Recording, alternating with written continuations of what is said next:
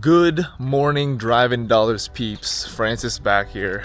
I'm on a walk. I'm at work, and there's this neighborhood right next to my workplace, and it's an awesome place to walk. And I'm just looking at these houses, and it got me thinking. I'm gonna share with you guys the strategy I used, which I believe is the best real estate strategy for people in their 20s and 30s. All right, and this isn't, I use this strategy to essentially get me to 3 real estate properties by 27 years old. And I know this isn't by any means some amazing number. Like you see kids nowadays, 22 years old with 100 doors or whatever, like 27 years old with $1 billion in real estate. This is more for the regular person who wants to get some passive income from rental properties, and they work a career and they have a family, and they have other things to do, but you still want to take advantage of real estate since it's an amazing asset class in terms of investing. And so we'll talk about what that strategy is and how you make money using that strategy. So the basic strategy is you take advantage of the primary residence loan. So why the primary residence loan? Primary residence loans have favorable terms. Particularly, you need a lower down payment and it has lower interests as compared to commercial loans, right? Or business loans. So, for example, if I, Francis, live in a house and I want to buy another house and rent it out for the purpose of renting, I would have to pay 20 to 25% down and typically 1 to 2% higher interest rate on that loan, on that mortgage, since it's for business purpose, right? For income purpose. So 20 to 25% down, 1 to 2% higher interest as compared to a primary residence loan if I were to have a business purpose mortgage. Now, if I'm buying that house, if I'm Francis, I live in a house and I want to buy that house so I can move into it with the intent of in 12 months after living there, I'm going to rent it out.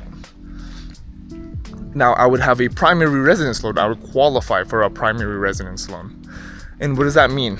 Typically, if my credit is good, which hopefully all of you guys have good, acceptable credit, you would just need 5% down, right? So literally a quarter to 1/5 of what you would pay for a commercial loan in terms of money down, and 1 to 2% lower interest rate as compared to the commercial loan. Now, this can even be better if you qualify for an FHA loan, which you can get away with 3.5% down and sometimes better interest rates. But we won't talk about the FHA loan because personally, I'm not a fan of it because there's some stringencies and some other rules that you have to follow to be able to qualify for a FHA loan. Now, FHA is cool because you can still get it even if your credit is low, but we won't talk about that. Like I said, I'm not a big fan of FHA. And by the way, none of this is financial advice, right? I'm just talking about what I think is the best strategy for people in their 20s to get into real estate and take advantage of that possible passive income. And so that's it, right? And so the strategy with using the primary residence loan is you move to a house, you buy it with your 5% down and your favorable interest rate. You wait 12 months of being in there because as a primary residence loan, you are required by law to stay in that place for 12 months. And then after that 12 months, you buy another house with another primary residence loan, right? You pay your 5% down and you pay your 1 to 2% better interest rate as compared to a commercial. You move to that house. Now the house that you previously bought with the same terms, you rent that out. You rent that out, hopefully with a little bit of cash flow every month. Equity gain that's for free because they're paying your mortgage, and part of that mortgage is interest, but part of it is also principal, and all the principal pay down goes to equity to you, and you take advantage of the annualized 3 to 5% gain of the home value in terms of appreciation, and you get tax benefits because all the cash flow that you get at the rental house, all that income you get from that rental house, you can tax deduct with all the costs that you have in terms of running the place. Like there's a lot of tax deductible stuff, and we'll go over that in just a little bit, but that's the whole strategy. You move every 12 months into a new primary residence under a primary residence loan. Of course, you're going to want to pick places that have good appreciation and slash or good cash flow. Now you pick your poison as to what you care about more, right? Do you care about better appreciation every month, meaning more equity in your pocket that you can, cash out and deploy in the future, which is what I like more? Or do you like that little bit of trickle cash flow, which is like true income, put in your bank account, which essentially cash flow is just how much does it cost me to have this house running, including mortgage, repairs, etc., and then how much do I get paid every month? The difference, that's your cash flow. And some people like that little bit of trickle every month. Like, let's say you get $300-$400 of cash flow from that place every month. That's great. That's like your groceries or your gas or your whatever for the month. Now, that's pretty much the only place where it differs in terms of money-making strategy between the two, right? It's either cash flow or appreciation. Now, the rest of it, you get money from, let's go this way so you guys can see me. You get from what we talked about before, appreciation, meaning the home value going up, annualized on average places, properties, if you get it in a decent place, it'll go up 3 to 5%. Now, I don't go for houses that go 3 to 5% up every year. I aim for much better than that. I want to go into like the 5 to 10% range, even 15%, which is what my goal is with this upcoming house. If you guys haven't been following the channel, I'm in the process of purchasing my third home for my portfolio. So I'll end up with 1 new primary residence and 2 rental properties, which the place I'm living in right now. You guys have been seeing me painting the ceiling and stuff like that, doing repairs around the house. So so I got a new rental property and a new primary residence, which is, by the way, really nice. And I'm expecting that primary residence to, I got it for a pretty good price, the new house. And so I'm expecting like 10-15% appreciation on that property in the next 12 to 24 months. And with a purchase price of $430,000, that's like 40 to 60 grand in appreciation over the next few months, which is very, very possible since I kind of got the house with a steal deal and really low money down. But that's not what we're talking about.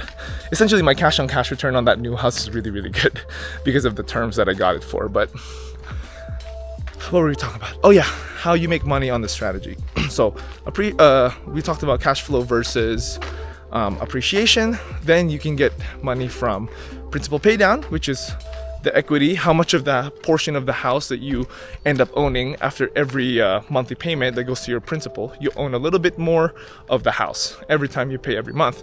But if you have it rented out, your renters are the ones who are paying that mortgage and interest, that principal interest, which is your mortgage. So they are the ones who are paying for that principal pay down, that equity that you gain every month. So it's free equity since all you have to do is hold the house and they pay for everything. And you might even get a little bit extra on top of that with the cash flow. Now, another way to make money from the house is from the taxes. Now, there's some things that you can do that you can use the house as a business and have the tax deductions from the house, even tax deduct from your income. That's if you qualify as a real estate professional. I am not going to get into that. That's a little bit more advanced. This is just more basic for people who are just trying to get into this. And by the way, by the end of this video, you should be able to just kind of take this information and if you want to utilize it, like literally execute the strategy, because I'm not going to go into anything super complicated. And honestly, you don't need to make it super complicated. This is easy. I work 7 days a week. I have a family. I go on vacations. I like to go on dates. I have sports. I go to the gym, and I still am able to do this strategy because it's simple and easy. That's all you need. And I've been able to make well over 6 figures in equity doing this, and it's been able to afford me to get the next house, etc. And so, but in terms of taxes, simply put, whatever you make in the cash flow department of the house, you can use. Ooh, butterfly just flew by me. You can use whatever the costs that it takes to run the place, whether it be the interest of the mortgage. Principal doesn't count because that's not a cost. You gain that in equity. But interest on the mortgage, taxes, repairs, replacements, etc. Roof caves in, you gotta pay for that. All of that stuff is tax deductible against your gains, true actualized cash gains from the house. So more than likely, for a majority of the cases, the cash flow that you make from these houses would be essentially tax-free because you're tax deducting all this stuff and you want to repair it anyway. So that's just going right back to you. So it's really not money spent, it's more maintenance money spent to take care of your property. And so another way to make money, and this isn't making money as much as it is protecting yourself, and this has been a hot topic in the United States for a few years now, is it protects you from inflation, right? You want to hold assets that are nice and stable, won't be going crazy up and down, and making you a little bit of money as it appreciates. Now, because if you just keep holding cash, it exposes you to inflation. Inflation is essentially the devaluing of money little by little over time as they keep printing more of it. There's more to it than that, but simply put, that's what inflation is. And what that happens is it devalues the currency, and so it takes more currency to buy the same assets. So if you hold the assets, it's going to take more money to buy the same asset, but the money gets worse. So essentially with inflation, assets get more valuable, money gets less valuable. And so you're going to want to hold some assets, of course have a rainy day fund, but for the most part, have assets so that when the inflation starts spiking, the value of your assets starts spiking. And if you don't hold a lot of cash, there's less cash to devalue, right? And so that's how you end up winning. Honestly, with all the inflation that's been going on, that's probably a huge part of why I've been successful in my investing over the last few years, because the inflation is making all of my assets get better, which is awesome, right? I'm not complaining. But that's it, guys. That's the strategy. I've used it to make well over 6 figures. It's gotten my net worth up by a lot. I'm happy to say that I'm a 3-home owner, and my entire portfolio in terms of home property value is well over $1 million. And dude, that feels good to say. I'm 27 and I still have a full-time job. I got 2 full-time jobs, and I'm able to do it. So this is perfect for anybody else out there who wants to do the same thing and doesn't want to quit their job, but still wants to take advantage of real estate and all the amazing things that come with real estate investing. Guys, thank you so much for watching. If you guys are new here, it's kind of late in the video, but this is Driving Dollars. I'm Francis. This is just me talking about what I know about finance. We're talking about stocks, real estate, and also lifestyle, because I like a bunch of lifestyle stuff, but all things finance, I love it. And so check out the other videos on the channel. I'm just a dude working and making these videos on my free time, so it's all for fun. It's also my diary. It takes a snapshot in time of what the heck I'm doing at the particular moment in my life. So I'm stumbling on my words because I'm hungry as hell.